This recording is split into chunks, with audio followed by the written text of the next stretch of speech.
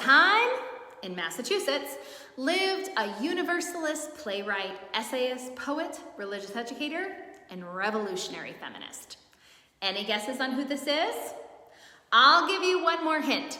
This person was married to the man credited with bringing universalism to the shores of the new America.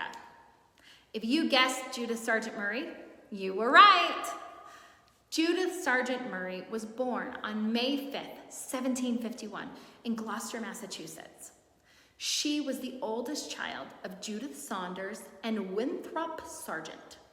Her family was very wealthy. Even though her family was wealthy, she was not allowed to attend school. She was taught basic reading and writing, and her mother taught her a lot of needlework or sewing. Remember, for girls at this time, education was not considered valuable. They were going to be supported financially by their husbands. Although no one encouraged her, Judith was determined to learn and write.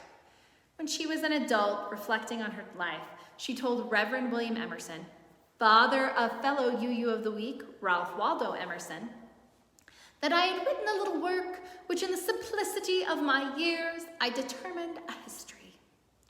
Early on, she was a poet, and her father loved sharing her work and showing how smart she was. Judith's family had helped establish the first parish church, where she was taught that kindness should be the first in every action, and that goodness was the most important thing in everyone's lives. When she was 18, she was married to John Stevens. After she was married, her and her husband had learned of this new teaching called Universalism through the writings out of England.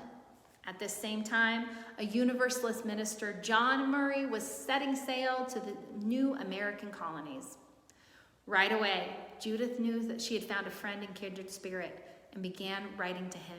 They wrote letters for a long time.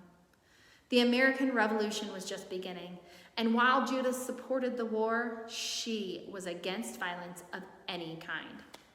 Judith was also part of a group of Universalists who wanted to not go to their local church, First Parish. At this time, there was usually only one church in the whole town, and everyone was required by law to go there. The group of Universalists wanted to start their own church, the Independent Church of Christ, wanting John Murray to be their minister. First Parish was not happy about this and actually started a lawsuit against them. In 1786, the Massachusetts Supreme Court ruled the very first victory for religious freedom in the United States and said the Universalists could start their own church. At this same time, Judith began writing and teaching the Universalist children of Gloucester. She began to write her own curriculum of religious education lessons for the children. This is also called a catechism. This is considered one of the very first works written by an American Universalist woman, and the very first religious education materials produced in the United States. Judith continued to write and have her writings be published. She was a feminist who, along with Abigail Adams, a Unitarian, wrote that in order for this new country to succeed, both men and women needed to be educated.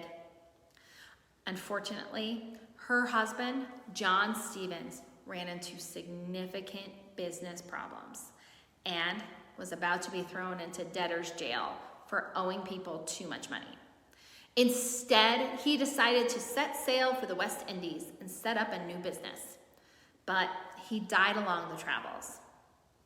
With the death of her husband, Judith was free to marry her old friend and letter-writing companion, John Murray.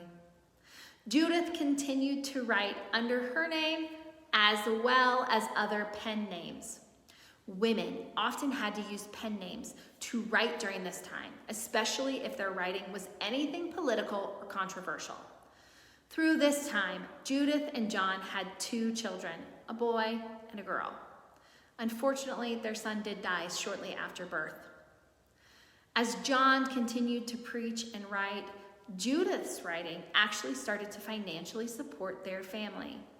She wrote plays, including the play The Medium, which is considered to be the very first play produced by an American author.